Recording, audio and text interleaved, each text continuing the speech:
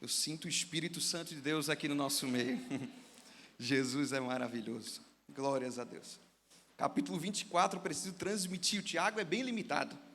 Mas glórias a Deus que essa palavra aqui ela é ilimitada, ela vai onde nós não podemos ir. Então eu peço que você preste bastante atenção. Capítulo 24 e o versículo 32. Versículo 32, que diz assim: E disseram um para o outro, porventura, não ardia em nosso coração, quando pelo caminho nos falava e quando nos abria as Escrituras? Vou ler novamente. E disseram um para o outro, porventura, não ardia em nosso coração, quando pelo caminho nos falava e quando nos abria as Escrituras? Glórias ao nome do Senhor. Se você puder manter a sua Bíblia aberta, por gentileza, meus irmãos.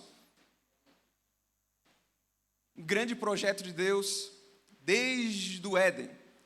Deus criou todas as coisas, formou o homem do pó da terra, soprou sobre as narinas do homem o fôlego de vida e se tornou alma vivente. Depois criou a mulher para ser a sua ajudadora, adjuntora, e Adão ter a responsabilidade de administrar, cultivar aquilo que Deus havia dado sobre responsabilidade a ele. Vocês conhecem muito bem a história. O adversário que nunca está feliz com um projeto de Deus sendo concretizado, ele sempre usa das suas artimanhas, e você conhece muito bem que desde o Éden a estratégia do nosso adversário continua o mesmo. E vocês conhecem muito bem que por um certo momento o adversário ele usa de palavras e acaba enganando a mulher, o homem e a queda do homem. E alguém olhando naturalmente, lendo essa história, pode imaginar que é um projeto falido, que um plano perfeito havia se encerrado. Mas o Deus que é todo poderoso, por mais que aos olhos humanos alguém pode dizer, não deu certo, não tem solução, mas Deus sempre tem um plano, um projeto de redenção para a humanidade. E quando Deus olha o homem tentando se esconder, que o homem é assim mesmo, né? A gente erra e tenta se esconder de Deus, achando que vamos esconder daquele que conhece todas as coisas, que vê todas as coisas. Deus vai lá e aborda Adão, e daí um começa a colocar a responsabilidade no outro, que isso é coisa de ser humano. Ao invés de assumir a responsabilidade, coloca a responsabilidade em outro. Adão coloca a culpa em Eva, Eva coloca a culpa na serpente, e assim por diante, os irmãos conhecem muito bem. E ali naquele momento, Deus ele já projeta um plano de redenção para a humanidade. E ele determina o fim da serpente. Você vai ferir o calcanhar, mas ele irá lhe ferir a cabeça. E ali Deus libera, verbaliza uma promessa de redenção para a humanidade que estava caída. O tempo passa, vem o período pré-diluviano, pós-diluviano, os anos vão se passando e Deus começa a materializar a sua promessa no capítulo 12 de Gênesis, onde Deus chama Abrão, onde Deus, através de Abrão, iria formar uma nação eleita, escolhida, chamada por ele, e através dessa nação nasceria da semente da mulher um homem que pisaria na cabeça da serpente. E nós vamos ver que esse período patriarcal de Abraão, Isaac e Jacó passa.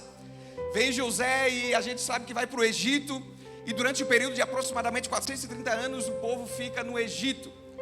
Nem todo o período escravizado. A palavra de Deus vai dizer que passados-se alguns anos esqueceram-se das benfeitorias de José e começaram a escravizar o povo. Mas quanto mais batia no povo, mais o povo chamado e escolhido por Deus crescia. Fato é, meus irmãos, que os anos vão se passando durante esse primeiro período em onde eles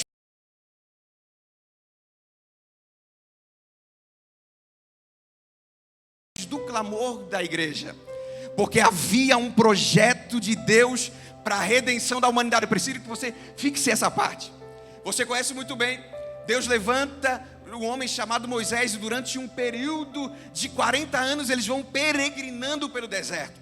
O fato é que Deus usa o deserto como uma forma pedagógica de ensinar o povo. embora geograficamente estivessem distante do Egito, mas o Egito ainda estava impregnado dentro deles. Então Deus usa o deserto, e aqui eu já posso abrir um parênteses, que nem todo deserto é fruto de ação direta do inimigo. Muitas vezes Deus usa os desertos da vida para poder injetar dentro de nós algo que nós jamais vivemos na nossa vida, experiências gloriosas. O fato é que aquele povo que estava peregrinando pelo deserto conhecia somente de ouvir falar do Deus de Abraão, o Deus de Isaac e o Deus de Jacó, mas nunca haviam vivenciado verdadeiros milagres, isso anteriores às 10 pragas do Egito. E nós vamos ver que eles vão peregrinando pelo deserto. De repente o mar se abre, águas amargas se tornam em água doce. No deserto Deus faz brotar água da rocha. Vivenciam milagres poderosos que lá na frente eles olhariam para trás e diriam: o deserto foi doloroso, foi árduo, foi lágrima, mas hoje eu conheço o Deus que eu sirvo, não somente de ouvir falar, mas hoje eu tenho experiências que o deserto gerou na minha vida. Chego na terra prometida, começa o período dos juízes, altos e baixos, como sempre, altos e baixos. Deus levanta grandes homens e mulheres para orientar o povo durante o período teocrático, onde Deus governava. O povo era orientado por Deus. Nós vamos ver a história, aqui estou resumindo. A história vai nos relatar que durante esse período, o povo começa a observar as nações vizinhas e desejar que eles vivessem um período monárquico, onde eles tivessem um rei para administrar, para cuidar, para direcionar o povo. E Deus assim concede o desejo do povo. E lhes concede um rei chamado Saul. Você conhece muito bem a história. Depois de Saul vem Davi, Salomão e assim por diante. O povo se divide entre o reino do norte e o reino do sul posteriormente. E muitos altos e baixos começa o período monárquico. E nós vamos ver que o primeiro período que nós falamos, eles estavam sob domínio do Império Egípcio. No segundo período, eles estavam sob domínio do Império Assírio. No segundo período, depois de muitas décadas, eles vão passar pelo período de domínio do Império Babilônico. Anos se passam, o período Medos e Persas. Os gregos assolando o plano de Deus. Mas eu glorifico a Deus, porque mesmo diante de tudo isso, Deus sempre esteve no governo e autoridade de todas as coisas. Deus nunca perdeu o controle da humanidade. O adversário lutou, planejou, arquitetou, fez de tudo, mas aquele que tem todo o poder e autoridade em suas mãos, ele não perde o controle de nada, ele tem o domínio em suas mãos.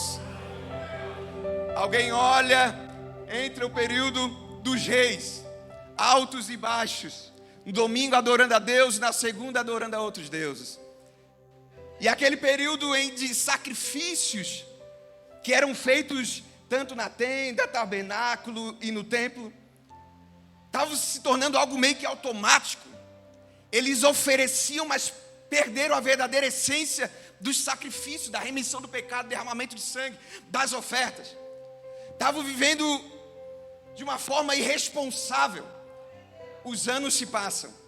E algo maravilhoso acontece, meus irmãos, depois do período ali de Malaquias, que você vai perceber que muitas das Bíblias, ela tem uma página em branco entre Malaquias e Mateus. E aqui vale a pena dizer que não é um erro gráfico da impressão de uma gráfica. Muitas editoras fazem dessa forma a impressão de uma página em branco entre Malaquias e Mateus para demonstrar o período intertestamentário onde Deus, os 400 anos entre o Antigo e o Novo Testamento, onde Deus não se manifesta de uma forma grandiosa, não levanta um grande profeta, não fala de uma forma direta com o povo. Esses 400 anos se passam e alguém olha para a história da humanidade e cadê aquele projeto que da semente da mulher nasceria um que pisaria na cabeça da serpente? O tempo passou. E de repente o povo, séculos passam, gerações passam. E de repente aparece alguém que não tinha uma aparência muito bonita, não tinha umas vestes agradáveis aos olhos humanos, mas tinha na sua boca uma palavra poderosa. E a expectativa expectativa, parece até os dias atuais em muitos lugares, a expectativa, a sede do povo era tão grande de ouvir Deus novamente falar, que eles olham aquele homem pregando com tanta autoridade e dizem: tu és Elias, tu és o Cristo. E a mensagem, a centralidade da mensagem deste homem era dizer: não, eu sou a voz do que clama do deserto. Eu estou somente preparando o caminho, porque aquele que vem após mim é maior do que todas as coisas. É a materialização do plano, do projeto de Deus para a redenção da humanidade. E quando este homem, ele avista Jesus se aproximando, ele olha para Jesus e diz: eis aí o Cordeiro de Deus. Sabe, aquele sacrifício do passado era temporário, momentâneo, passageiro, mas esse que vem após mim, ele tem poder e autoridade. Eis o Cordeiro de Deus que tira o pecado do mundo. Tudo que vocês viveram até agora é a sombra, mas o que vem aí vai cumprir a realidade do projeto de Deus para a humanidade. Eu sinto Deus aqui nesta palavra, nesta noite. E Deus levanta este homem chamado João Batista. E o interessante é que ele não pregava em templos e em sinagogas, porque ele não era bem recebido, porque a sua mensagem era clara, era objetiva e arrastava multidões para o deserto. E quando Jesus se aproxima, e alguns vão se perguntar, ficam na dúvida: será que eu continuo com João Batista? Será que eu vou com Jesus?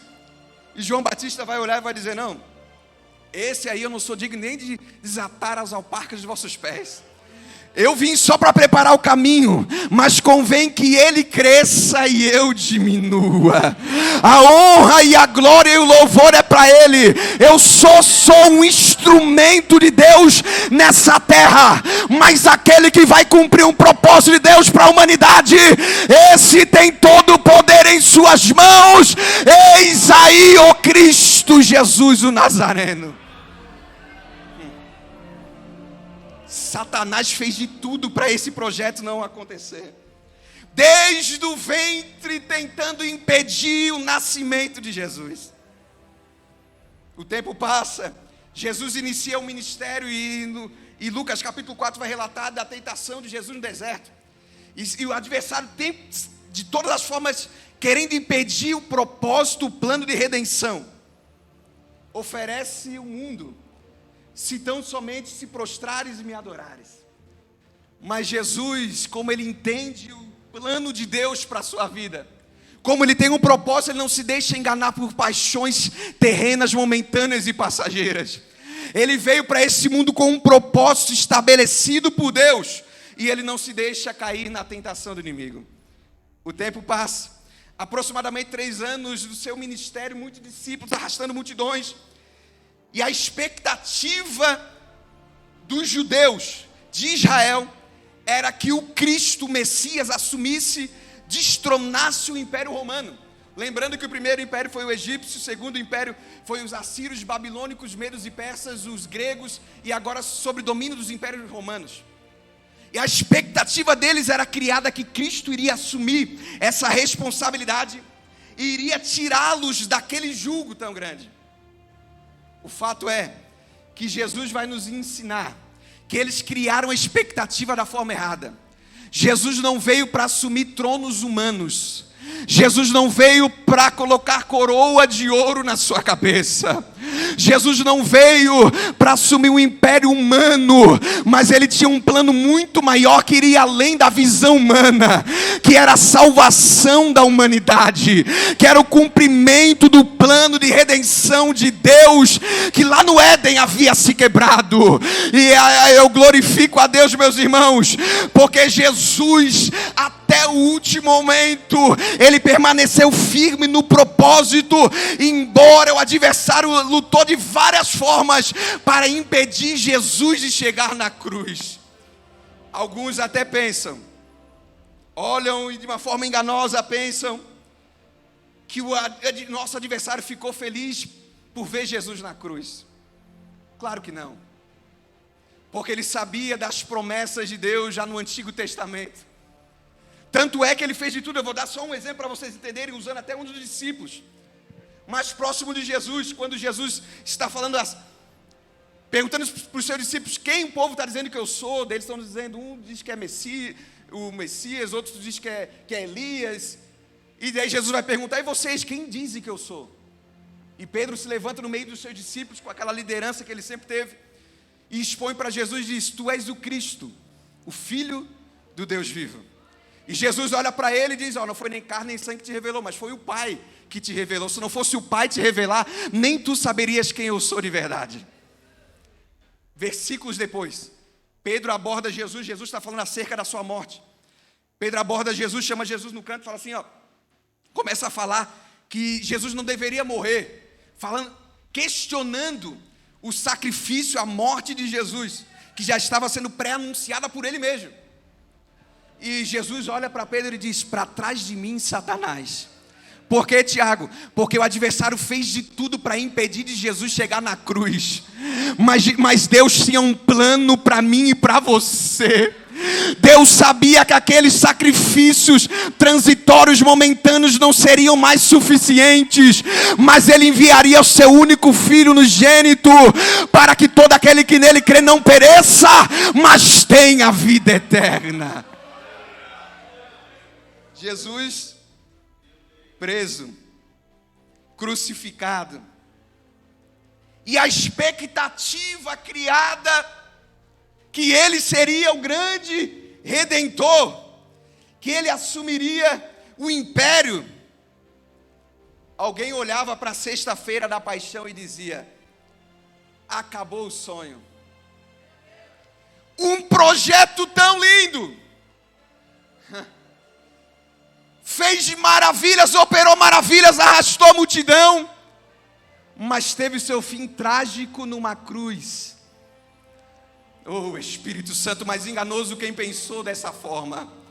Porque embora para alguns é escândalo a mensagem da cruz, mas para nós que fomos alcançados é poder de Deus para a salvação da humanidade.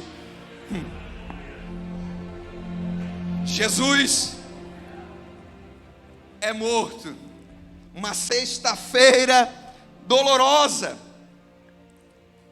E alguns aqui, por isso que eu pedi para você manter a Bíblia aberta, porque a partir do versículo 13, do capítulo 24 de Lucas, vai relatar a história de dois homens, que após a morte de Jesus, eles saem de Jerusalém, e descem em direção à aldeia chamada Emaús, que era aproximadamente 11 quilômetros de caminhada.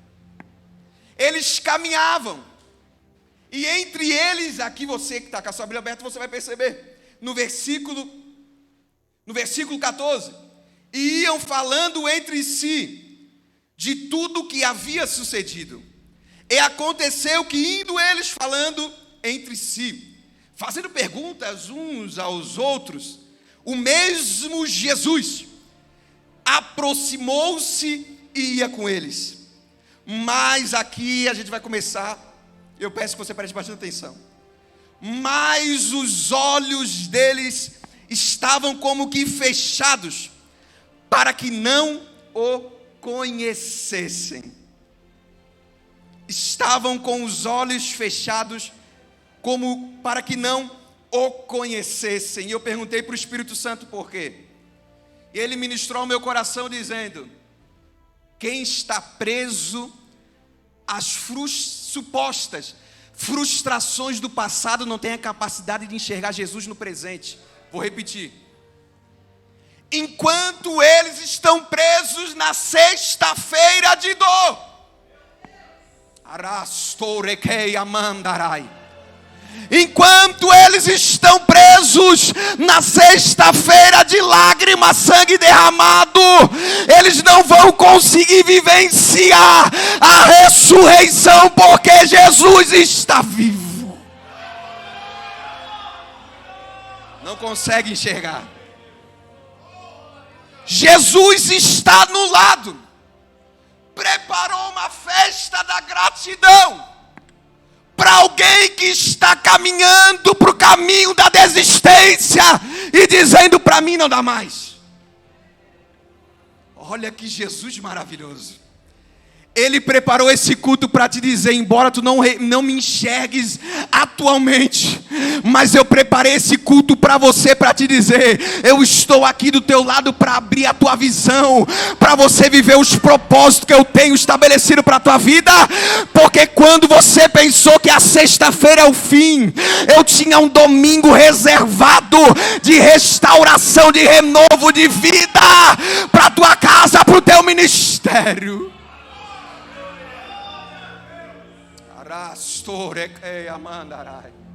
Olhos fechados. Eu confesso aqui, meus irmãos, a gente vai navegando, a gente vai olhando: meu Deus, Jesus é maravilhoso. Você vai olhando e vai: meu Deus, eles estão desistindo porque quiseram. Estão no caminho da desistência, caminhando quilômetros. E Jesus está num lado deles, mesmo eles não enxergando ele. Daí, olha que interessante. No versículo 17, ele lhe disse: Jesus, que palavras são essas que caminhando trocais entre vós? É porque tu estás triste? E respondendo um ao outro, e um era Cleopas, disse-lhe: és tu peregrino em Jerusalém, e não sabe as coisas que nela têm sucedido nesses dias? E Jesus perguntou: quais? Eles lhe disseram: as coisas que dizem a respeito de Jesus, o Nazareno, que foi, ele foi um grande profeta, poderoso em obras e palavras diante de Deus e diante de todo o povo. E daí eles começam a relatar: e como os principais dos sacerdotes, os nossos príncipes, os entregaram à condenação de morte e o crucificaram. E o 21, e nós, eles haviam criado uma expectativa errada, na pessoa certa, mas da forma errada. E nós esperávamos que fosse ele o que remisse Israel. Mas agora, com tudo isso, é já hoje o terceiro dia desde que essas coisas aconteceram. Eles estão tão traumatizados que eles vão dizer: é verdade que também algumas mulheres entre nós nos maravilharam, as quais de madrugada foram ao sepulcro, e não achando o seu corpo, voltaram, dizendo que também tinham visto uma visão de anjos, que diziam que ele vive. Ele vive. E alguns dos que estavam conosco foram ao sepulcro e acharam ser assim, como as mulheres haviam dito, porém não ouviram. Tem prova testemunhal que o mesmo Jesus que operou no passado é o mesmo que está no controle do presente. Mas está Espírito Santo de Deus, mas está tão preso às dores do passado que não consegue enxergar os propósitos de Deus para o presente. Jesus. Papai preparou esse culto para alguém nessa noite para dizer: levanta a tua cabeça nesta noite em nome de Jesus. Enxuga a lágrima, pega a ferramenta que o Pai te deu e vai para a guerra, porque Ele é contigo. Tiago, mas o trauma é muito grande.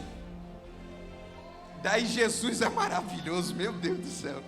Olha o que ele vai dizer: porventura, olha primeiro no 25, ele lhe disse: ó nécios e tardos de coração, para crer tudo que os profetas disseram, porventura não convinha que o Cristo padecesse essas coisas e entrasse na sua glória?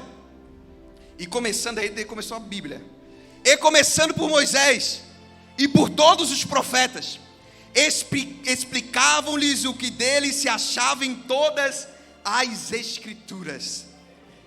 É Jesus dizendo: quem disse que seria fácil? Vocês dizem que conhecem Mas desde Moisés eu estou explicando através dos profetas que tudo isso iria acontecer. Oh, Espírito Santo de Deus, quem disse que seria fácil? Quem disse, discípulo, que não teria dor? Oh, Espírito Santo, quem disse que não teria uma sexta-feira de dor? Oh, no mundo tu tereis aflições, mas tem de bom ânimo, porque eu venci. Está sendo injetado a palavra no coração de alguém que não está enxergando Jesus. Está sendo injetado a palavra no coração de alguém que está vivenciando testemunhos, evidência que Jesus está no controle, mas não está acreditando em mais em nada. Mas Jesus te ama tanto que Ele continua investindo o seu tempo em você para dizer: eu estou aqui do teu lado, eu não desisti de você.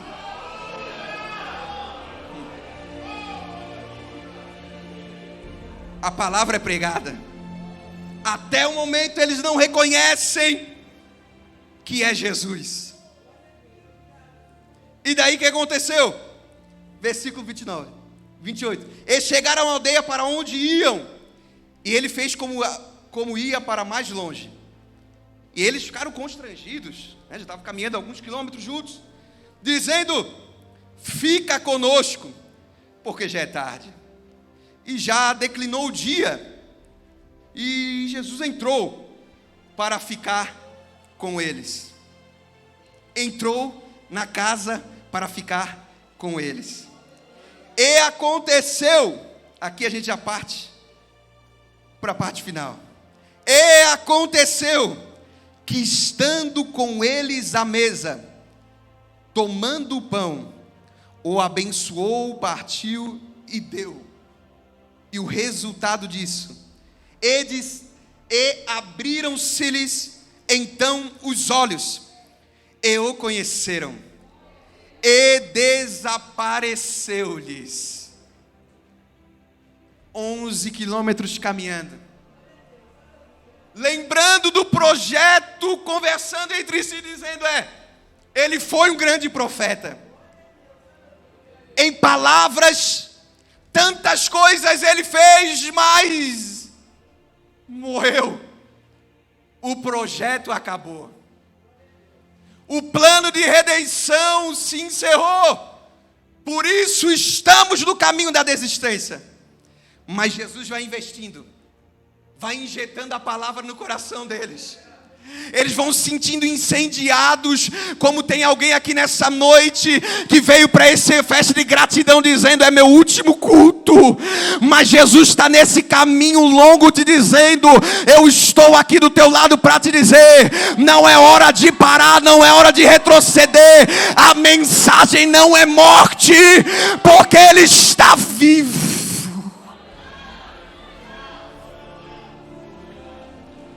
Desciam de Jerusalém, qual era a mensagem? Morte. Mas Jesus vai investindo o seu tempo neles.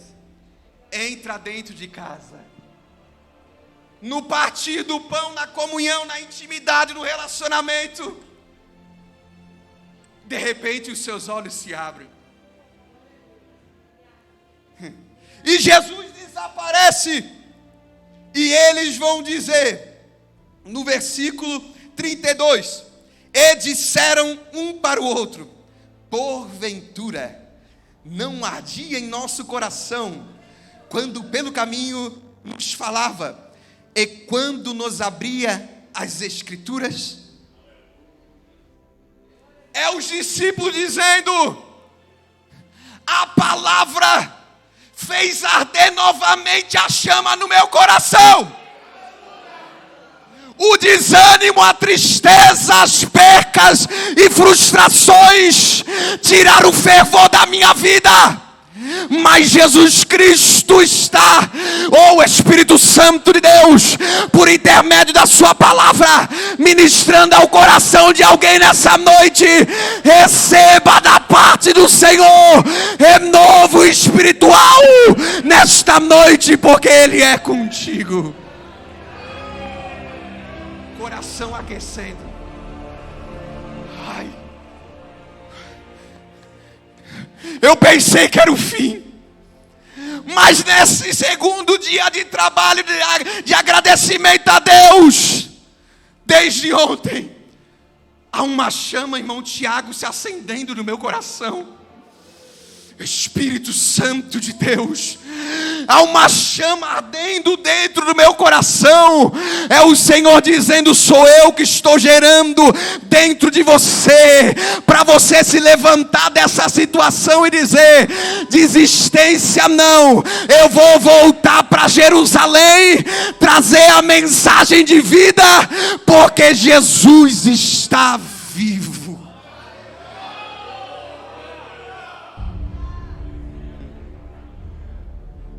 Coração, palavra pregada, sequência, palavra sendo exposta, coração aquecendo de novo. Jesus entra na casa, comunhão restabelecida, coração ardendo e palavra no coração e na boca. E agora, Tiago, para a gente terminar, por causa do nosso horário. E agora vai ficar só no aquecimento do coração? A palavra de Deus é coisa maravilhosa. E olha o que acontece. No versículo 33, o 33 é tremendo. E na mesma hora, cansados de uma viagem de 11 quilômetros, cansados de percorrer um trajeto extenso, mas quando o coração começa a aquecer de novo,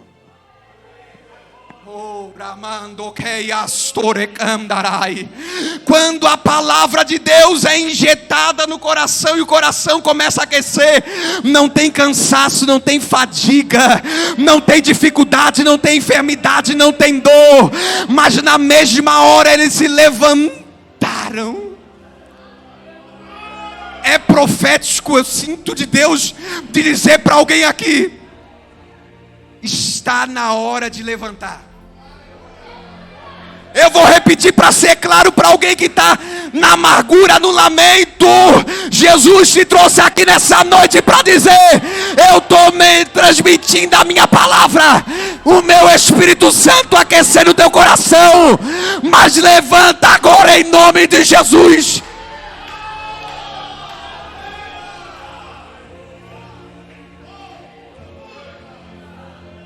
Estou investindo em você, meu Espírito Santo está aquecendo de volta, mas a atitude de se levantar é sua. Ai, Jesus maravilhoso. Tem um coração de alguém já sendo aquecido aqui agora. Arracaia. Papai vai derramar um sinal do céu sobre esta casa, para demonstrar corações reaquecidos nessa noite. Papai está dizendo: levanta a cabeça, porque eu já te entreguei a mensagem. Arabassora bacandarai.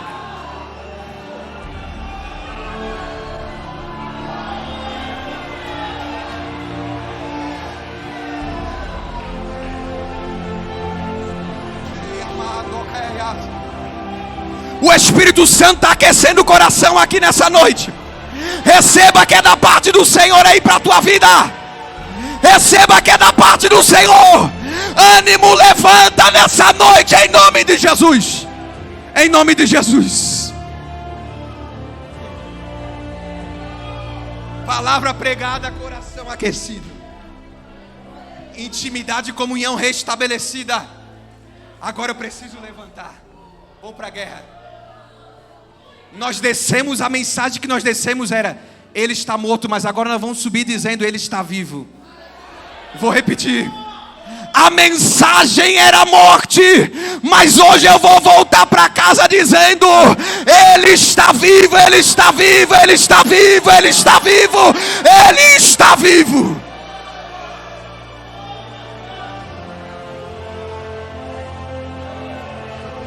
Ai, Jesus, consegue colocar-se de pé, por favor? Ai, os terre que amandoras terra que andarai.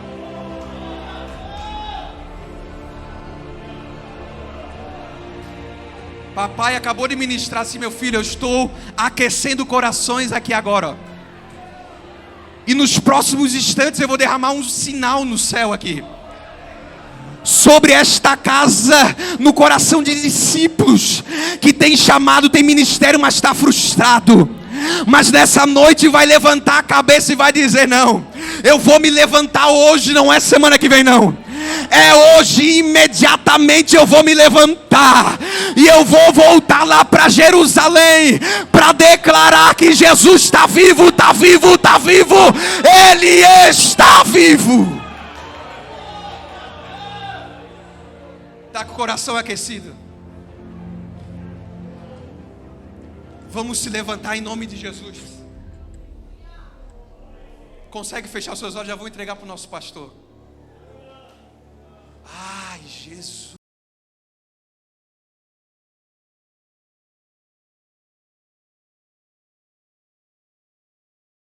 Papai, tem renovo de chamados e ministérios aqui. Para alguém que está lá no segundo auditório, não é o seu fim. Jesus preparou esse culto para você também. O teu chamado não acaba. Alguém disse: acabou, o projeto acabou. Mas Jesus está dizendo: não acabou. É apenas o começo, o recomeço daquilo que eu tenho para a tua vida, para a tua casa, para a tua família, para o teu ministério. A mensagem, e alguém dizia: o projeto acabou. Mas quando Jesus deu o brado na cruz do Calvário, está consumado. O véu do templo se rasgou. E aquele sacrifício que era transitório, momentâneo, só uma sombra, agora se concretizou em Cristo Jesus. Mas Ele não somente morreu, e aqui é a centralidade da mensagem, mas Ele não só morreu para pagar os nossos pecados, mas num domingo pela manhã, algumas mulheres foram ao sepulcro e de repente se depararam com o sepulcro aberto, a pedra removida, e os varões galileus olham para elas dizendo: por que procuras entre os mortos aquele que vive? Ele não está morto, mas Ele ressuscitou.